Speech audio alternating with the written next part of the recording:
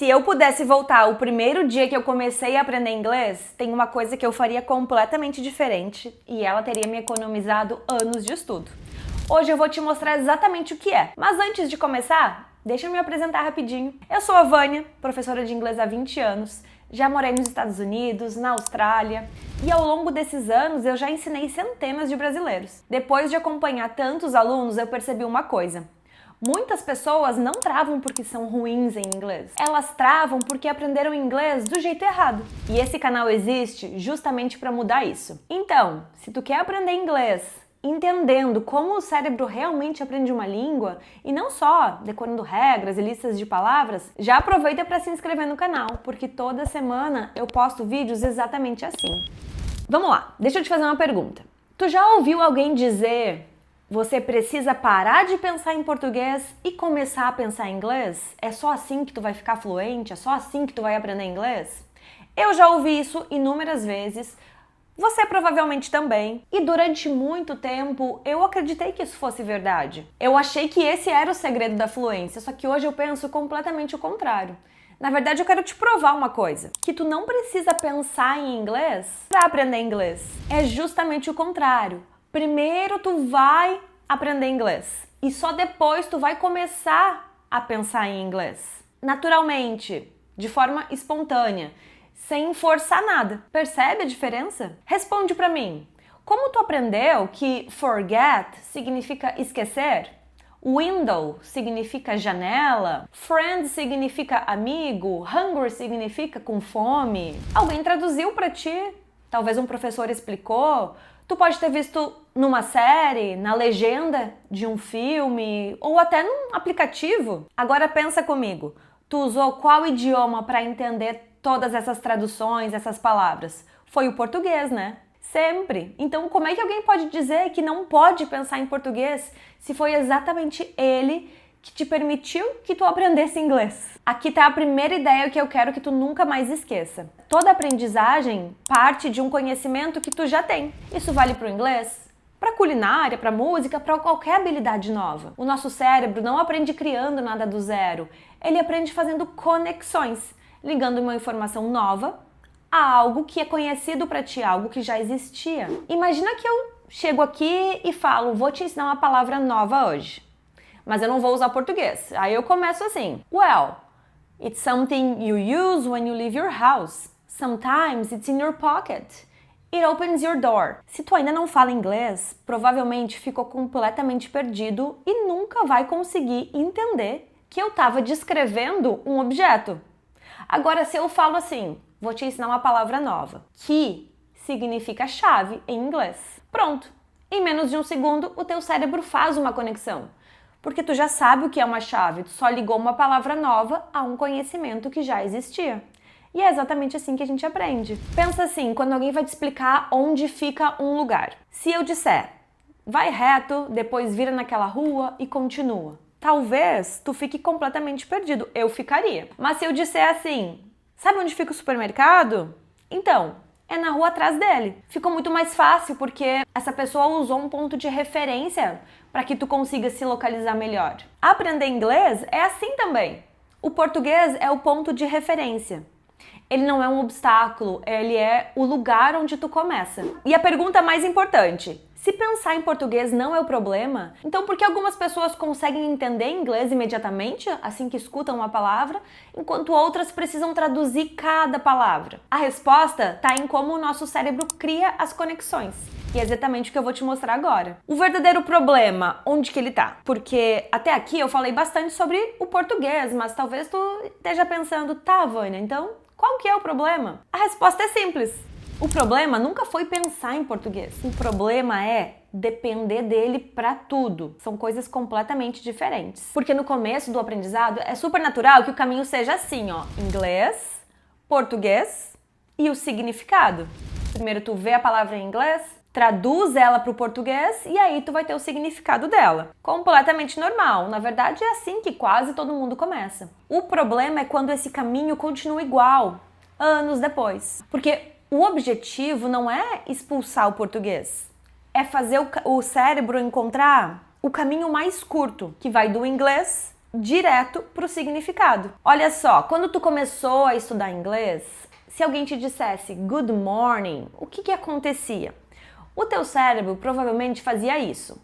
Good, bom, morning, manhã. Só que o equivalente é bom dia. Talvez no começo tu até ficava tendo que pensar um pouco antes de entender que good morning significava bom dia. Tinha que traduzir, fazer as conexões até que ficou natural. Agora pensa hoje, quando alguém te fala good morning, tu traduz? Ou tu simplesmente entende? Eu aposto que tu simplesmente entende, tu nem percebe. Tu olha ou tu escuta good morning e entende.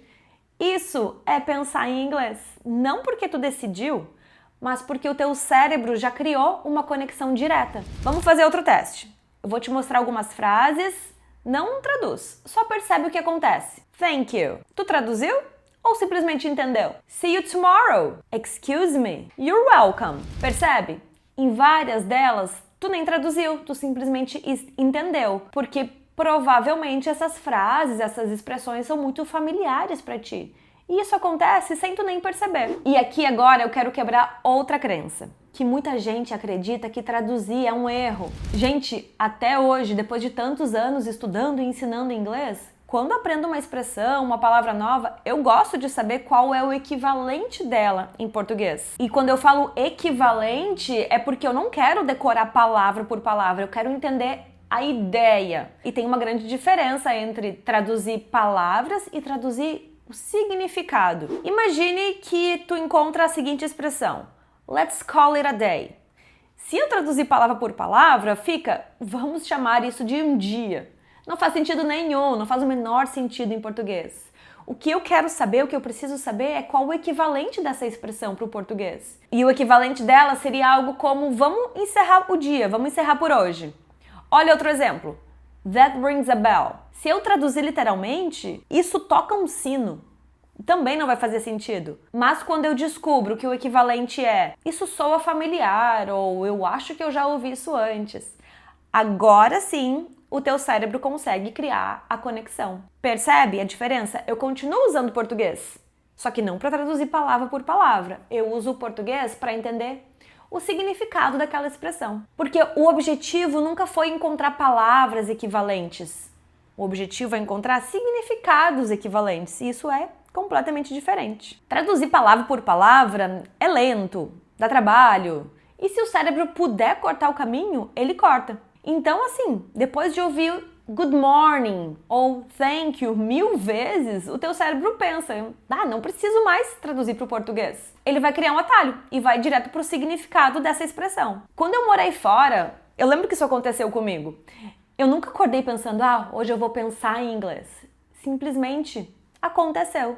Depois de ouvir inglês o dia inteiro, depois de conversar, de errar, de repetir, um dia eu percebi que eu estava entendendo as frases imediatamente, sem precisar traduzir.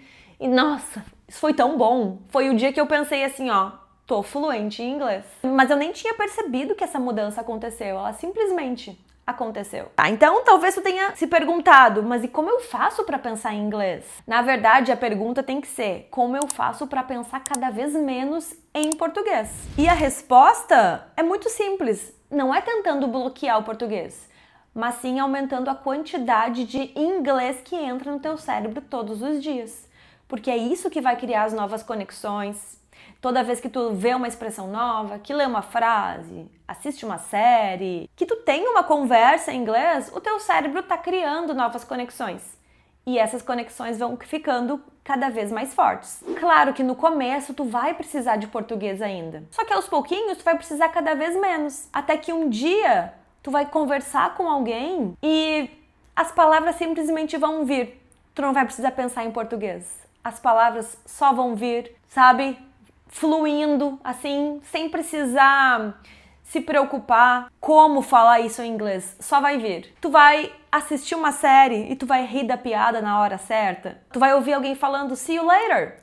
Nem vai passar pela tua cabeça a tradução. Tu simplesmente vai entender. Assim como tu entende o português. E tu nem vai perceber quando isso acontece, porque não existe um dia que tu acorda pensando, hoje eu preciso pensar em inglês, ou hoje eu tô já pensando em inglês. Isso acontece aos poucos, de forma natural. E eu acho que esse é um dos maiores problemas de como o inglês é ensinado, porque muitos alunos passam anos tentando atingir um objetivo que na verdade devia ser uma consequência.